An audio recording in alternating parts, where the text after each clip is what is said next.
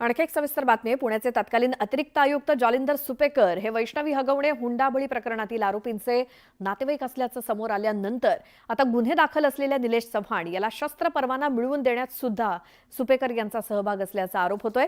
तर निलेश चव्हाणच्या शस्त्र परवान्यावरती सुपेकर यांची सही आहे। त्यामुळे सुपेकरांनी हगवणे आणि हगवणेंच्या सांगण्यावरनं आणखी किती गुन्हेगारांना मदत केली आहे असा प्रश्न आहे।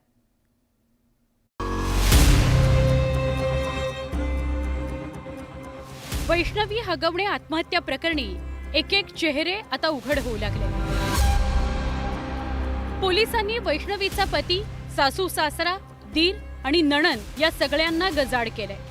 पण एक आरोपी अद्यापही पोलिसांच्या हाती लागला नाहीये, त्याचं नाव आहे निलेश चव्हाण। पोलीस त्याच्या शोधात आहेत। त्यामागचं कारण म्हणजे वैष्णवीच्या आत्महत्येनंतर तिचं बाळ हगवणे कुटुंबानं याच निलेश चव्हाणकडे दिलं होतं। तसंच वैष्णवीचे नातेवाईक जेव्हा वैष्णवीचं बाळ आणण्याकरता गेले तेव्हा निलेश चव्हाणनं त्यांना पिस्तुलीचा धाक दाखवून धमकावलं होतं। त्यानं ज्या पिस्तुलाचा धाक दाखवला त्या प्रकरणी निलेश चव्हाणवर गुन्हा दाखल करण्यात आलाय आणि आता त्या परवानाधारी पिस्तुलावरून पुण्याचे तत्कालीन अतिरिक्त आयुक्त जालिंदर सुपेकर अडचणीत येण्याची शक्यता वर्तवली जाते। कारण सुपेकरांमुळेच निलेश चव्हाणला पिस्तुलाचं लायसन्स मिळालं। निलेश चव्हाणनं पुणे ग्रामीण पोलिसांकडे शस्त्र परवान्याकरता अर्ज केला होता, पण जिल्हाधिकाऱ्यांनी चव्हाणचा अर्ज फेटाळून लावला होता।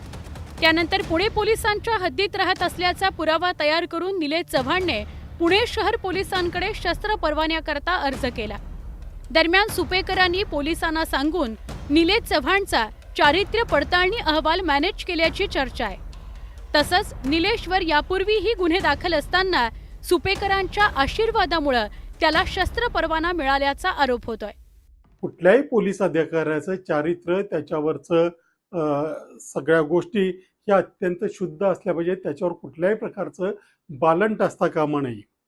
जालिंदर सुपेकर यांच्या बाबतीत आता अनेक नवे आरोप पुढे येत आहेत, त्याचीही चौकशी झाली पाहिजे। आणि विशेषतः या प्रकरणामध्ये आणि अशा अनेक प्रकरणामध्ये आम्ही गेले अनेक महिने मागणी करतोय। जालिंदर सुपेकर हे वैष्णवीचे मामे सासरे असून ते राज्याचे कारागृह महानिरीक्षक म्हणून कार्यरत आहेत। सुपेकर मोठ्या पदावर असल्यामुळे वैष्णवीच्या आत्महत्या प्रकरणात सुरुवातीला पुणे पोलिसांनी कारवाई करण्यात दिरंगाई केल्याचा आरोप होतो। निलेश चव्हाणला पिस्तूल लायसन्स हे सुपेकरांनी दिलं।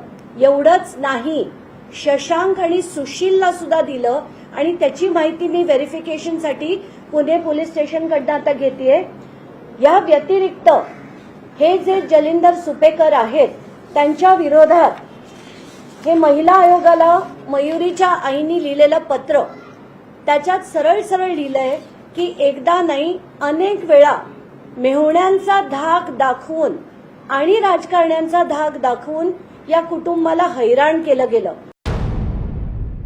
गुन्हा दाखल झाल्यानंतरही पोलिसांनी हगवणे कुटुंबातील आरोपींना अटक करण्याची तसदी घेतली नाही।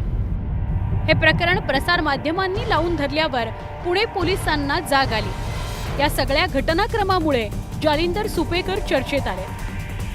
व्हिडिओ जर्नलिस्ट सचिन हंचाटेसह वैभव सोनवणे, न्यूज 18 लोकमत, पुणे।